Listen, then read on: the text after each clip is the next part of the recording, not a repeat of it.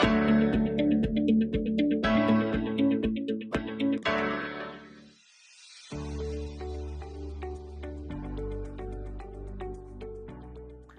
Students, welcome to new political science session.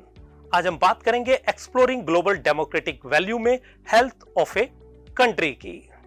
तो आइए जरा सोचते हैं कि हम किसी ह्यूमन बीइंग की हेल्थ को कैसे डिफाइन करते हैं। हम मानते हैं उसको कोई डिसीज ना हो, बीपी ना हो, डायबिटीज ना हो, हार्ट की कोई बीमारी ना हो। इसी के साथ वो ठीक से एक्सरसाइज कर सके, डेली रूटीन के अपने काम अच्छे से कर सकता है, वो ठीक से रन कर सकता है। यहां एक और क्वेश्चन हमारे सामने आता है कि क्या हम किसी कंट्री की भी हेल्थ को ऐसे माप सकते हैं?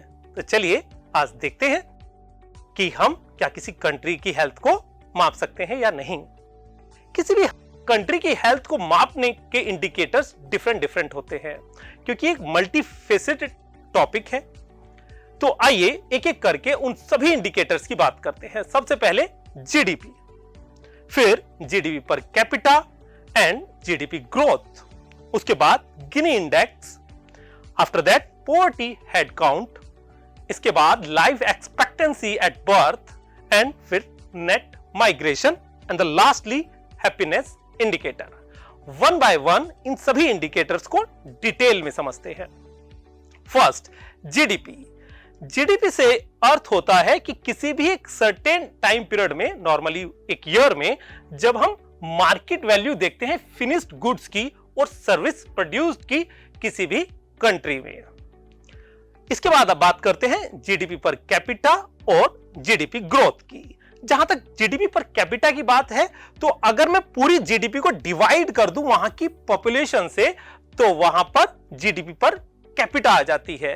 और जीडीपी ग्रोथ होती है एनुअल इंक्रीज इन जीडीपी। जैसे हम अक्सर बात करते हैं इंडिया की जीडीपी 6% से बढ़ी है या 7% से या 8% से बढ़ी है, यानी कि एनुअल इंक्रीज जीडीपी में कितना हो रहा है। तो ये कुछ इकोनॉमिक फैक्टर्स आपके सामने आए। इसी के साथ है गिनी इंडेक्स। गिनी इंडेक्स एक इंपॉर्टेंट फैक्टर है। यह दिखाता है कि किसी भी कंट्रीज के सिटीजन की इनकम में जो इक्वलिटी है वो कितनी है। अगर गिनी इंडेक्स का इंडिकेटर बढ़ रहा है तो इसका सीधा मतलब है कि वहां पर इनइक्वालिटी ज्यादा है। अगर वो कम है तो वहां इनकम में इक्वलिटी ज्यादा है। इसके बाद है पॉवर्टी हेड काउंट। किसी भी देश की जो पूरी पॉपुलेशन है उसमें कितना प्रोपोर्शनेट ऐसा भाग है जो पॉवर्टी लाइन के बिलो है, यानी कि गरीब है।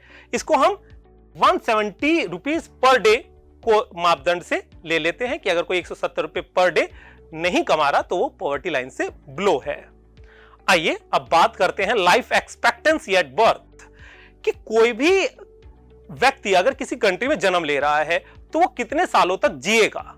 तो ये भी एक मापदंड होता है किसी भी देश की हेल्थ को नापने का। फॉर एग्जांपल, जापान में, अमेरिका में, ब्रिटेन में ये लाइफ एक्सपेक्टेंसी एट बर्थ काफी ज्यादा है। ऑन द अदर हैंड अगर मैं अफ्रीका की बात करूं तो कई देशों में वहां काफी कम है। इसी के साथ एक नेट माइग्रेशन भी इंपॉर्टेंट एस्पेक्ट है।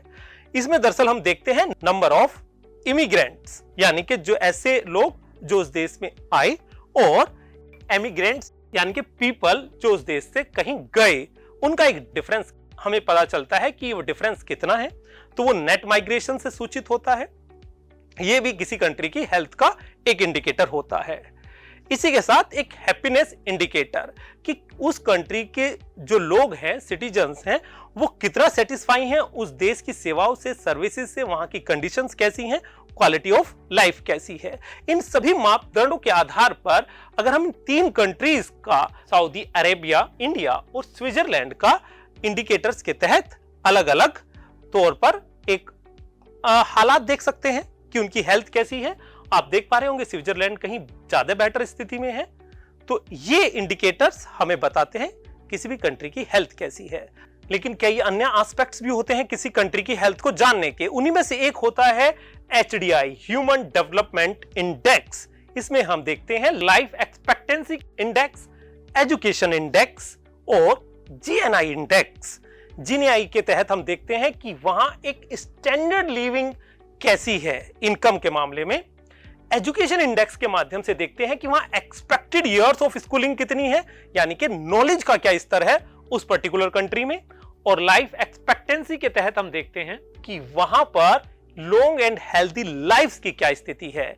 इन तीनों के कॉम्बिनेशन के द्वारा HDI से एक रैंकिंग जारी की जाती है जो उस पर्टिकुलर कंट्री को दी जाती है, और यह भी एक मापने का तरीका है उस पर्टिकुलर कंट्री की हेल्थ को। अब हम बात करते हैं कि पॉलिटिकल लाइफ को कैसे हम माप सकते हैं, तो उसके लिए हमारे पास है फ्रीडम इंडेक्स। फ्रीडम इंडेक्स को फ्रीडम हाउस जारी करता है। ये 195 कंट्रीज और 15 टेरिटरीज के लिए जारी होता है। इसके तहत फ्रीडम हाउस के जो मेंबर्स होते हैं वो ऑन द ग्राउंड जाकर इन्वेस्टिगेशंस करते हैं, लोकल कॉन्टैक्ट से बात करते हैं, और उसके बाद एक न्यूमेरिकल स्कोर जारी होता है जिसके तहत एक डिस्क्रिप्टिव टेक्स्ट के तहत उस देश में फ्रीडम की स्थिति को बताया जाता है। अब यहां पर यह बात समझने की है कि आखिर कौन से इंडेक्स देखते हैं हम फ्रीडम इंडेक्स में, तो आइए जानते हैं। सबसे पहले कि वहां की इलेक्टोरल प्रोसेस कैसी है, क्या वो साफ सुथरी है, ईमानदारी से ट्रांसपेरेंट चुनाव हो रहे हैं या नहीं। फिर देखते हैं पॉलिटिकल प्लुरलिज्म एंड पार्टिसिपेशन की क्या स्थिति है, क्या मेजोरिटी ही या एक सिर्फ पर्टिकुलर धर्म और रिलीजन के लोग ही उसमें पार्ट करते हैं, और वहां पर सभी लोगों को पार्टिसिपेट करने के अवसर भी हैं या नहीं है, क्या कोई जेंडर बायसनेस तो नहीं है। ये सारी बातें यहां पर ये देखी जाती हैं। The functioning of the government, क्या गवर्नमेंट जो है वो ट्रांसपेरेंट होकर कार्य करती है, सभी के लिए कार्य करती है, और क्या वहां पर पावर सेंट्रलाइज्ड है या डिसेंट्रलाइज्ड है। इसके अलावा freedom of expression and belief की स्थिति देखी जाती है कि वहां पर एक आम आदमी, एक लोकल पर्सन क्या अपनी बात को कह सकता है, डिसेंट रख सकता है गवर्नमेंट से या नहीं रख सकता। इसके अलावा वहां पर ऑर्गेनाइजेशन बनाने की स्वतंत्रता है या नहीं है। ये सारे इंडिकेटर्स हमें बताते हैं कि वहां पर फ्रीडम की स्थिति कैसी है, और इन्हीं में एक है personal autonomy and individual rights. क्या वहां पर फंडामेंटल राइट्स लागू होते हैं, क्या वो सारे राइट्स दिए गए हैं जो एक अच्छे ह्यूमन बीइंग के पास होने चाहिए या नहीं। तो इन सारे एस्पेक्ट्स को देखकर फ्रीडम इंडेक्स बनाया जाता है और पॉलिटिकल हेल्थ उस कंट्री की मापी जाती है। अब बात करते हैं आज के टास्क की।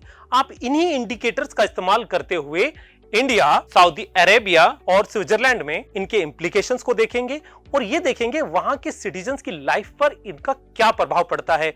इसी के साथ एक रिसर्च करिए। फिर मिलते हैं एक न्यू सेशन में। Till then keep learning. Bye bye.